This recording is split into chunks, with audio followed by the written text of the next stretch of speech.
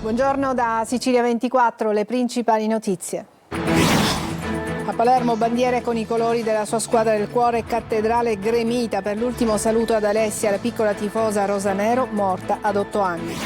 Giar, nella notte un boato sveglia i residenti, una bomba a carta fa esplodere la biglietteria della stazione ferroviaria, fallito il tentativo di svaligiare la cassaforte ma danni alla struttura. Furto con spaccata in una farmacia di Sant'Agata di Battiati nel Catanese, i video delle telecamere di sorveglianza incastrano i due ladri, magro il bottino, appena 200 euro.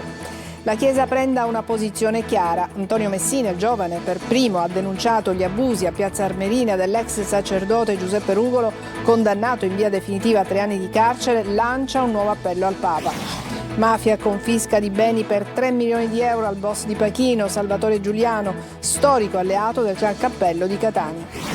Chiamiamo l'arancino, la proposta di uno storico per superare la disputa tra Palermo e Catania sul genere maschile o femminile del più famoso degli street food siciliani. Calcio, clima da play-off in casa Catania, primo ostacolo il Lecco, gara d'andata domenica in trasferta, il ritorno mercoledì sera al Massimino. La favola del Camarat, un piccolo paese in provincia di Agrigento, Cammarata, sogna la Serie D. Domenica 24 maggio scatterà l'avventura nei play-off nazionali.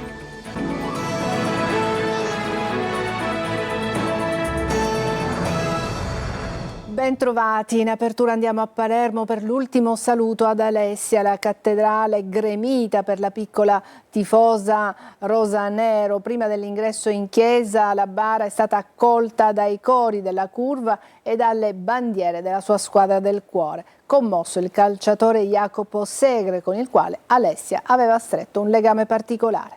Marco Gullà.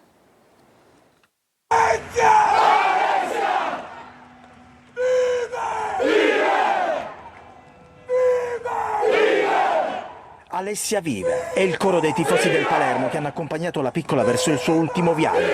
È il giorno del dolore, delle lacrime, il giorno dei funerali di Alessia La Rosa, la guerriera, così era soprannominata, morta all'età di 8 anni, dopo aver lottato contro il cancro.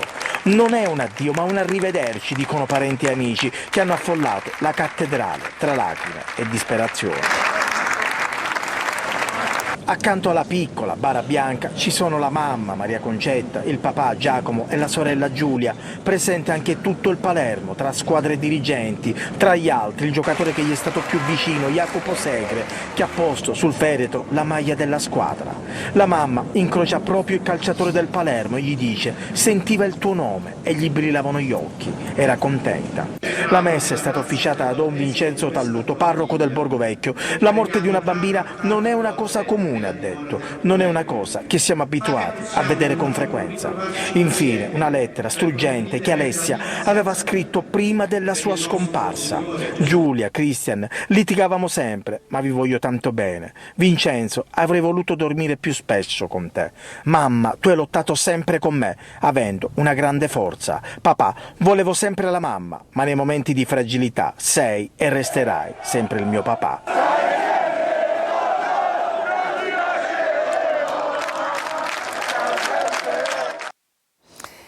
Un comando ha fatto esplodere un ordigno nella notte alla stazione ferroviaria di Giarre per tentare di svaligiare la cassaforte della biglietteria automatico. Il colpo è fallito, ma l'esplosione ha provocato gravi danni strutturali inagibili. Adesso sono la biglietteria e la sala d'attesa. Su questo episodio sta indagando la Polfer. Eva Spampinato. Un botto forte questa notte e ci siamo spaventati. Una bomba carta talmente potente da far tremare anche i palazzi non troppo vicini alla stazione e da far svegliare tutti nel cuore della notte a Giarre. Il letto ci è tremato, diciamo, niente di che, questo.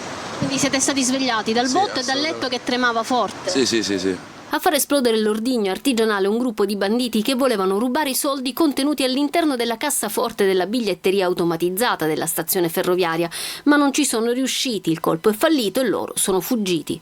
L'esplosione è venuta intorno alle 2 di notte quando la stazione era chiusa, rimane chiusa infatti da mezzanotte alle 4 del mattino, non c'era nessun ferito, ma i danni sono stati ingenti, oltre a quelli della biglietteria anche in questo locale adiacente.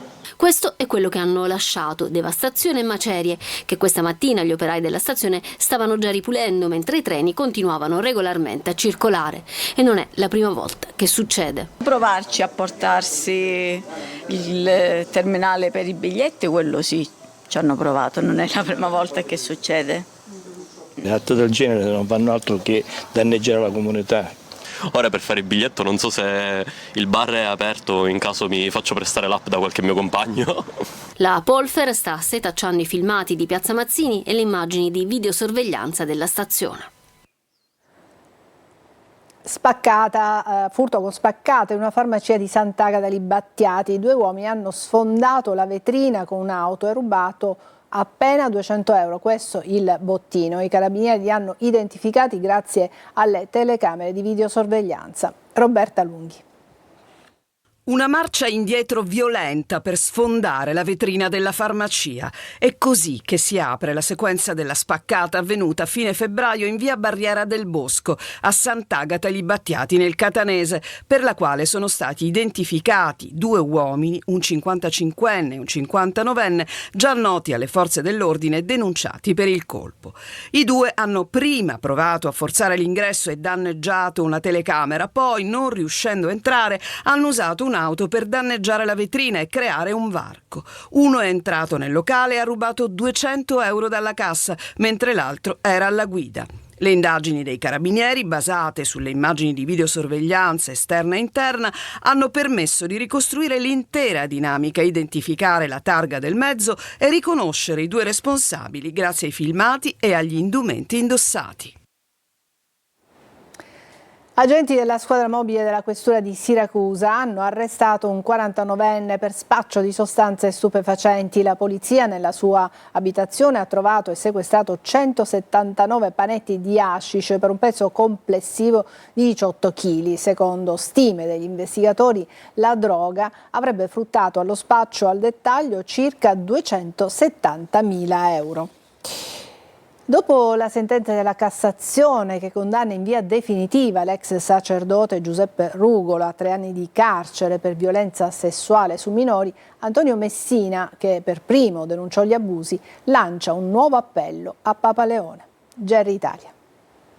È definitiva la condanna a 3 anni di carcere per l'ormai ex sacerdote Giuseppe Rugolo, accusato di violenza sessuale su minori. La terza sezione penale della Corte di Cassazione ha confermato la sentenza emessa dalla Corte d'Appello di Caltanissetta, mettendo la parola fine a uno dei casi più discussi e delicati che hanno investito negli ultimi anni la diocesi di Piazza Armerina. Secondo l'accusa, l'ex prelato avrebbe abusato di giovani conosciuti nell'ambiente parrocchiale. Un'inchiesta partita dalle denunce di alcune vittime che negli anni ha acceso i riflettori non solo sugli abusi, ma anche sulle presunte resistenze e sui silenzi interni alla chiesa locale. A Roma era presente con la famiglia anche Antonio Messina, la vittima che per prima denunciò gli abusi attribuiti a Rugolo. Dopo la decisione della Cassazione, Messina ha chiesto ancora una volta una presa di posizione chiara da parte della Chiesa. Io mi auguro adesso che con questa condanna anche la Chiesa prenda una posizione chiara, netta, non si lasci a mezze misure e dia una risposta a me e a tanti ragazzi che come me hanno denunciato altri casi, dato che la Chiesa continua a non rispondere, e quindi mi appello ancora una volta anche a Papa Leone. Intanto resta aperto un altro fronte giudiziario legato alla vicenda. È stata infatti rinviata all'8 ottobre l'udienza prevista ieri al Tribunale di Enna nei confronti del vescovo della diocesi di Piazza Armerina, Rosario Gisana, e del vicario giudiziale Vincenzo Murgano. Entrambi sono imputati con l'accusa di falsa testimonianza proprio nell'ambito del processo a Don Rugolo, un procedimento che continua a tenere alta l'attenzione su eventuali coperture e omissioni all'interno della diocesi, mentre la sentenza definitiva della Cassazione segna oggi un punto decisivo nella lunga battaglia giudiziaria delle vittime.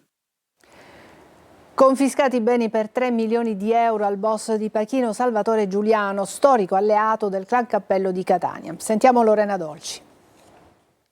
Aveva messo le mani sulla produzione dei celebri pomodorini di Pachino, condizionando il mercato ortofrutticolo della zona con intimidazioni a produttori e commercianti, ma i suoi affari includevano anche la gestione dei parcheggi turistici e il traffico di droga. Un controllo capillare del territorio, quello di Salvatore Giuliano, in carcere con una pesante condanna a 24 anni per associazione mafiosa.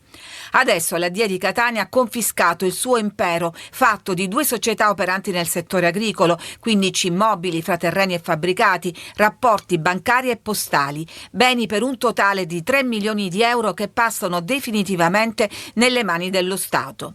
Giuliano ha un lungo percorso criminale iniziato da giovanissimo, boss di Pachino e del clan che porta il suo nome, storicamente alleato della famiglia catanese dei Cappello, come documentato dall'operazione Araba Fenice della DDA di Catania. Giuliano è stato condannato anche ad 1 anno e 2 mesi per le minacce al giornalista Paolo Borrometi. Uno scooter con 2 uomini e il lancio di una bottiglia incendiaria. In un video uno dei recenti atti intimidatori a Isola delle Femmine, mentre l'amministrazione comunale, commercianti e cittadini sono pronti a dire no al racket delle estorsioni con una manifestazione che si terrà oggi pomeriggio sul lungomare del comune. Sentiamo Roberta Lucchi. Dalle immagini di videosorveglianza il racconto di un atto intimidatorio. Sono le 4 della notte, strada deserta davanti il lido Miramare di Isola delle Femmine. Si ferma uno scooter con 2 uomini a bordo. Uno scende, corre verso l'ingresso e lancia la bottiglia che contiene liquido infiammabile, poi scappa. Sarà una delle 7 ritrovate dai commercianti la mattina dopo. 6 lidi e un tabacchino. Il segno violento di un'azione che segna una continuità sospetta, ma assai probabile secondo gli investigatori, con gli episodi del 6 e 7 maggio a Sferracavallo. Le immagini acquisite dai carabinieri, oltre che utili alle indagini, sembrano anche poter rafforzare il moto di ribellione che si concretizzerà oggi con una manifestazione organizzata dal comune palermitano.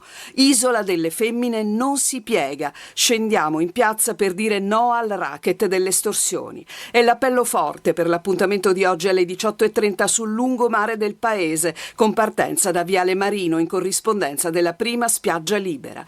Il segnale forte che gli esercenti di Isola, come spiega Alessandro Cilano di FIBA Confcommercio, hanno scelto di stare dalla parte dello Stato e della legalità.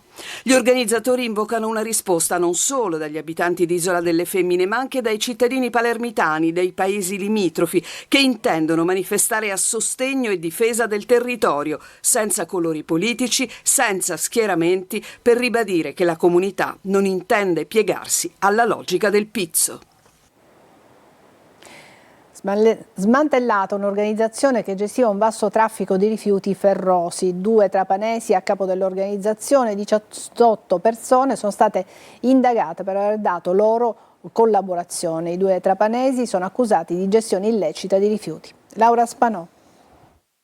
Operazione di Polizia di Stato e Municipale nel rione Cappuccinelli a Trapani per smantellare un sistema illegale di gestione di rifiuti ferrosi. L'attività investigativa coordinata dalla DDA di Palermo ha accertato un articolato sistema di gestione illecita di materiale ferroso condotto in un'area pubblica di Trapani e presso un impianto del comune di Marsala. L'indagine avviata nel 2025 ha svelato un'attività imprenditoriale abusiva gestita da 2 trapanesi che attraverso i social pubblicizzavano il prezzario per la raccolta dei metalli. L'organizzazione si reggeva sulla collaborazione di altre 18 indagati che conferivano il materiale ai 2 capofila. I rifiuti poi venivano smaltiti in un'area pubblica a Trapani e in un impianto di Marsala gestito da una società specializzata nel settore. L'intervento ha portato al sequestro preventivo di 6 automezzi e diverse attrezzature industriali con perquisizioni estese tra Trapani e Marsala. Da domani scatta l'obbligo di targa anche per i monopattini elettrici. Ci dice di più Francesco Triolo. Scatta la stretta sui monopattini elettrici. Da domani entra infatti in vigore l'obbligo di targa identificativa per tutti i mezzi privati che circolano in Italia. Il nuovo targhino sarà un adesivo plastificato e non rimovibile, collegato direttamente al proprietario e non al monopattino. Dovrà essere applicato sul parafango posteriore oppure sul piantone dello sterzo. Per ottenerlo bisognerà fare richiesta tramite il portale dell'automobilista o attraverso le agenzie di pratiche auto. Il costo base del contrassegno è di circa 8,66 euro, ma tra bolli e pratiche la spesa può arrivare fino a 35 euro e anche oltre se ci si affida ad intermediari. Viene inoltre istituita una piattaforma telematica nazionale gestita dal Centro di Elaborazione dei Dati della Motorizzazione che rappresenterà l'unico canale per tutte le operazioni relative ai monopattini elettrici. Chi verrà fermato senza targa rischia multe da 100 a 400 euro.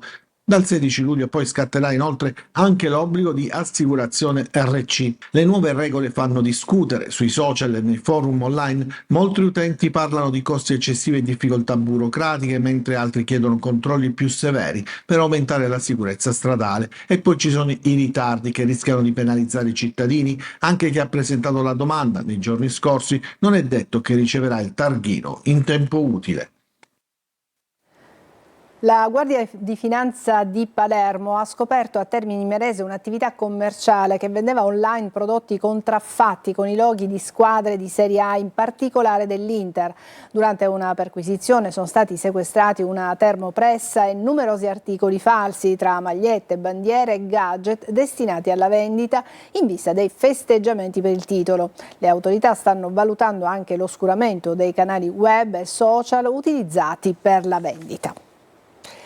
È partita anche da Catania la campagna della CGIL per la raccolta firme a sostegno delle 2 proposte di legge di iniziativa popolare su sanità pubblica e sistema degli appalti.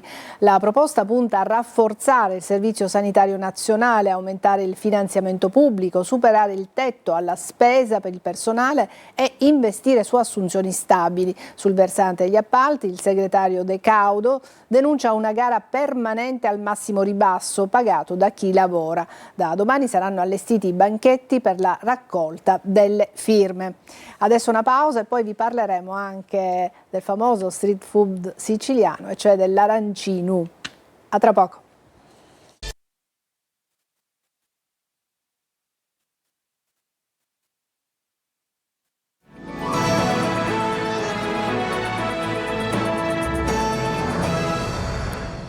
Si chiama Ti aspetto a casa, è il progetto dell'ASP di Ragusa che ha avviato il sostegno a domicilio per neomamme e neonati.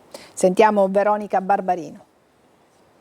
Diventare genitori è una delle esperienze più intense della vita, ma anche una delle più complesse, soprattutto nei primi giorni dopo il parto, dove dubbi e paure mettono in difficoltà la famiglia. Per questo l'ASP di Ragusa ha lanciato Ti aspetto a casa, un progetto innovativo che dà supporto ai neogenitori direttamente nella loro abitazione. La home visiting offre assistenza domiciliare alle famiglie indigenti per dare sostegno emotivo e psicologico ai neogenitori, supporto sociale e orientamento ai servizi del territorio e soprattutto sostegno all'allattamento al seno. A contatto con i neogenitori un'equipe composta da ostetrica, infermiera, psicologa e assistente sociale per un aiuto concreto, non solo sanitario ma anche emotivo e sociale. Per accedere al progetto basta rivolgersi ai consultori dell'ASP, alle 3 divisioni di ostetricia dell'ASP di Ragusa, nonché le pediatrie, ma anche ai servizi sociali comunali. Arancino o arancina? Uno storico risolve il dilemma che divide la Sicilia ripercorrendo con il suo libro Il sole da mangiare le origini del principe dello street food siciliano. Lorena Dolci. Mia nonna che mi diceva «Chisto è solo che si mangia il sole», perché era una forma sferica. Sfera dorata, una piccola arancia, ma anche pomo della discordia tra le 2 parti dell'isola, che rivendicano gli arancini e le arancine. Al principe dello street food, Calogero Matina, docente di enogastronomia, ha dedicato questo libro, Il sole da mangiare, edito dalla Confraternita dell'Arancinu, che racconta storie e curiosità di un'eccellenza siciliana, cibo ma non solo. L'arancino è proprio il simbolo della stratificazione di tutti i popoli che in qualche modo si sono succeduti nei secoli. Il riso per fare gli arancini, l'arancino ci vuole forza lo zafferano, così ci hanno insegnato gli arabi.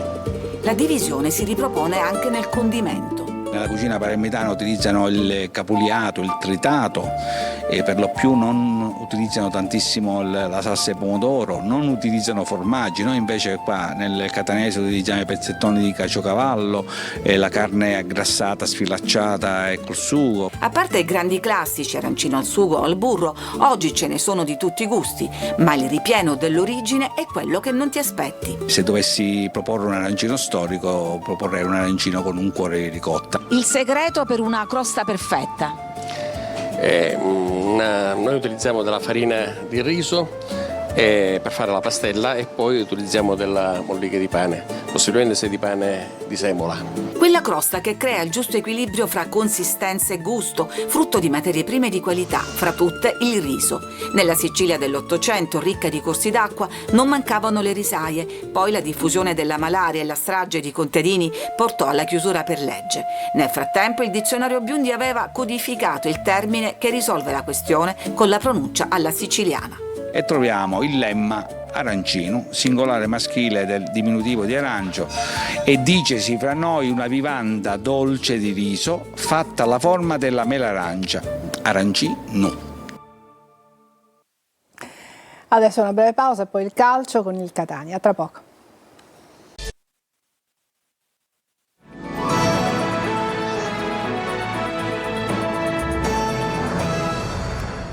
Eccoci al calcio, il Catania entra in clima play-off e dopo il pieno di entusiasmo fatto ieri pomeriggio al Massimino, adesso la concentrazione è tutta per la partita di domenica sera a Lecco per la gara d'andata.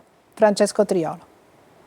Eccolo, il clima playoff, un assaggio di quelli che fa l'impressione, quello di ieri pomeriggio al Massimino, ma che fa capire quanto siano alte pressioni e aspettative. E lo striscione al centro della tribuna B lo testimoniava bene. Attenzione, tutta rivolta alla partita d'andata dei playoff nazionali di domenica sera. L'avversario, il Lecco, rappresenta il primo ostacolo contro il Santa Venerina. Toscana ha provato quello che potrebbe essere lo schieramento iniziale, con Dini in porta, Gherardi, Miceli e Pieraccini in difesa, Raimo, Quaini, Di Tacchi e Celli in mediana, Bruzzanini e Cicerelli alle spalle di Forte. 10 i gol finali, ma soprattutto un pieno di fiducia per tutti, anche per Caturano che ha realizzato una tripletta e che ha giocato nella ripresa, dove Toscano ha dato spazio a tutti i rientranti dall'infermeria, compresi Veters e Allegretto, per i quali sono già iniziate le trattative per il rinnovo del contratto. E allora da oggi attenzioni tutti a Lecco, quarta classificata del girone A, reduce da 2 turni superati, 2-1 alla Gian Erminio e doppio pareggio per 1-1 contro la Pianese, con qualificazione in extremis grazie a un rigore a tempo scaduto di Scipos, 12 gol stagionali, uno degli ex del Catania squadra, insieme al portiere Furlani, in grande evidenza in questi spareggi decisivo nella gara di mercoledì sera, e il centrocampista Zanellato. Insomma, vantaggio dei 2 risultati, ritorno in casa con Massimino e si preannuncia già stracolmo, ma attenzione alta, il cammino del Catania inizia adesso.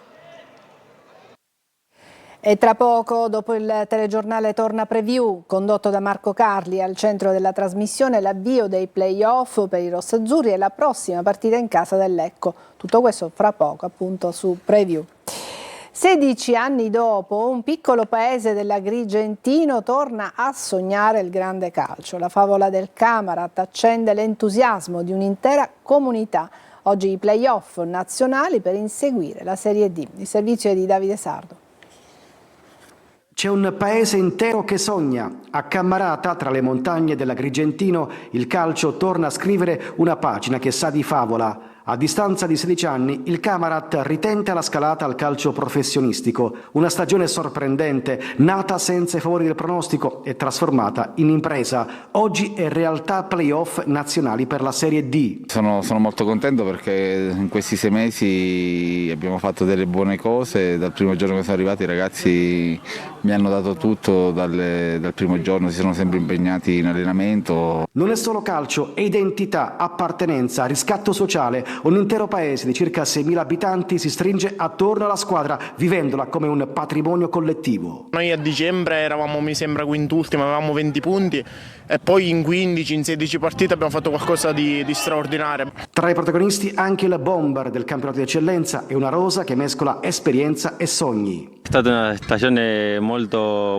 felice. Un po' complicata all'inizio perché era un'esperienza nuova che mai ho giocato questa categoria dell'eccellenza. E la società con il suo dirigente parla di un progetto che va oltre il campo. Pensiamo partita dopo partita, quello che ci dà il campo ci prendiamo. È tutto per questa edizione di Sicilia 24, grazie per averci seguito, buon pomeriggio.